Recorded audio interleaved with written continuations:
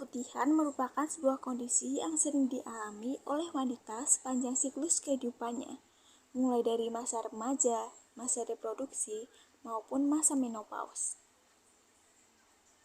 Seperti yang dialami oleh Bu Ningsih yang selama beberapa waktu belakangan ini mengalami keluhan keputihan yang tidak wajar, seperti keputihan dengan warna kuning, serta keluhan gatal, panas, dan nyeri ketika buang air kecil. Oleh karena itu, Bu Ningsih memutuskan untuk pergi ke salah satu praktik bidan mandiri yang tak jauh dari tempat tinggalnya.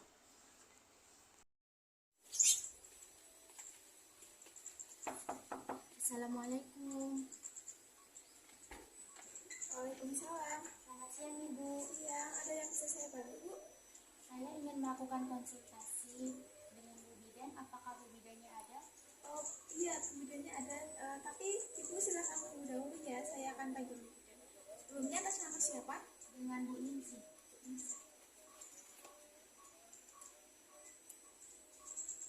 Baik, kalau begitu silakan tunggu dulu ya Bu, nanti saya akan panggil kembali. Baik Bu. Asisten bidan meminta Bu Ningsih untuk menunggu sampai namanya dipanggil. Atas nama Ibu Ningsih? Iya Ibu. Mari Bu, silakan masuk. Duduk. Selamat siang, perkenalkan saya Bidan Ella. Sebelumnya nama Ibu siapa ya? Siang Bidan Ella, nama saya Ningsih. Ada yang bisa saya bantu Ibu? Begini Bu, saya kurang lebih mengalami keputihan yang saya anggap tidak normal. Keputihan yang tidak normal ya? Boleh Ibu ceritakan keluhannya seperti apa? Keluhan yang saya rasakan ada gatal, panas, nyeri saat buang air kecil, kadang warnanya kuning, kadang-kadang warnanya hijau, dan berbau busuk.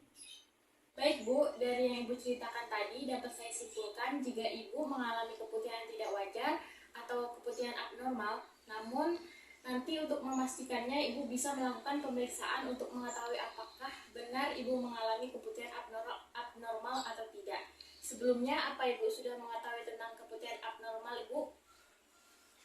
Yang saya tahu itu keputihan abnormal itu keputihan yang tidak wajar. Kemudian yang saya dengar kalau keputihan tidak wajar itu dapat menyebabkan penyakit pada vagina. Begitu Bu Bidan? Iya Bu, apa yang Ibu katakan tadi memang benar, akan tetapi hal tersebut tidak sepenuhnya benar. Sebentar, saya ambilkan leaflet mengenai keputihan dulu ya Bu, agar jelas mempermudah Ibu dalam menangkap apa yang saya jelaskan ke Ibu. Bidan mencari leaflet mengenai keputihan. Setelah menemukannya, bidan mulai menjelaskan tentang keputihan. Ini Bu untuk leafletnya. Nah, jadi begini Bu, keputihan itu terbagi menjadi dua, keputihan normal atau keputihan fisiologis, dan keputihan abnormal atau patofisiologis. Sedangkan dari keluhan yang Ibu bilang, tadi menunjukkan jika Ibu mengalami keputihan abnormal, karena keluhan yang dialami jika seseorang mengalami keputihan abnormal itu seperti jumlahnya banyak dan timbul terus-menerus. Warnanya juga berubah, biasanya kuning, hijau, abu-abu, atau menyerupai susu. Kemudian keputihan ini juga disertai dengan rasa gatal, panas, dan nyeri ketika buang air kecil. Dan juga seperti keluhan yang Ibu rasakan tadi, yaitu beraroma menyengat dan berbau busuk. Begitu ya Bu? Kemudian keputihan yang menyebabkan penyakit itu apakah benar Bu?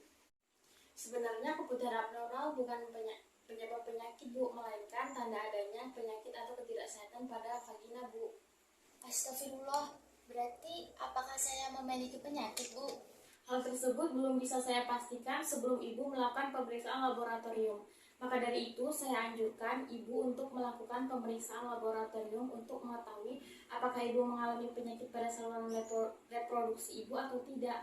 Ibu tidak perlu takut. Nanti, jika hasil dari pemeriksaan menunjukkan hasil yang baik, berarti Ibu hanya terdapat masalah pada kebiasaan atau pola hidup Ibu yang kurang baik. Apakah Ibu sering olahraga?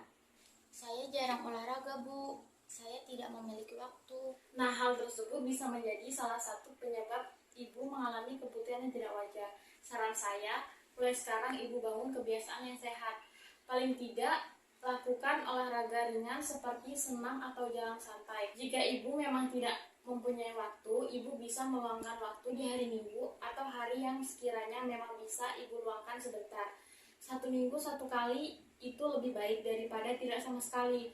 Luangkan paling tidak 30 menit agar badan ibu terasa lebih ringan. Begitu ya Bu. Kalau begitu saya akan coba. Selain kebiasaan kurang sehat, apakah ada penyebab lain Bu? Sebenarnya penyebab keputihan tidak normal itu banyak Bu, seperti kelelahan fisik, ketegangan psikis, juga kebersihan diri. Lalu bagaimana cara mengobati keputihan tersebut Bu? Kalau untuk mengobati itu tidak ada Bu, akan tetapi Ibu bisa mencegah terjadinya keputihan itu. Cara mencegahnya, ibu bisa memulai dengan menjaga kebersihan alat kelamin. Menjaga kebersihan ini bisa dengan cara membersihkan dengan benar, yaitu dari depan ke belakang, sehingga kuman yang berada di anus tidak dapat masuk ke dalam vagina. Selain itu, ibu juga bisa menjaga kebersihan pakaian dalam, tidak bertukar handuk, menghindari celana ketat, menghindari mencuci vagina dengan produk cuci vagina, dan mencuci tangan sebelum mencuci alat kelamin. Selain itu, ibu juga harus mampu mengelola stres, karena stres dapat meningkatkan hormon adrenalin yang menyebabkan penyempitan pembuluh darah. Begitu ya Bu? Iya Bu, ibu bisa melakukan hal yang sudah saya sebutkan tadi. Begitu Bu, apakah ada pertanyaan Bu? Tidak ada Bu. Kalau begitu, apakah ibu bisa mengulang apa yang telah saya sampaikan? Yang tentang cara mencegah keputihan tersebut ya Bu? Iya Bu. Yang dapat dilakukan untuk mencegah terjadinya keputihan itu seperti menjaga kebersihan alat kelamin, menjaga kebersihan tadi dapat dilakukan dengan mencuci alat kelamin dari arah depan ke belakang. Selain itu juga bisa dengan menjaga kebersihan pakaian dalam, tidak bertukar handuk, menghindari celana ketat, menghindari mencuci vagina dengan produk cuci vagina, mencuci tangan sebelum mencuci alat kelamin, serta mengelola stres dengan baik. Begitu Ibu?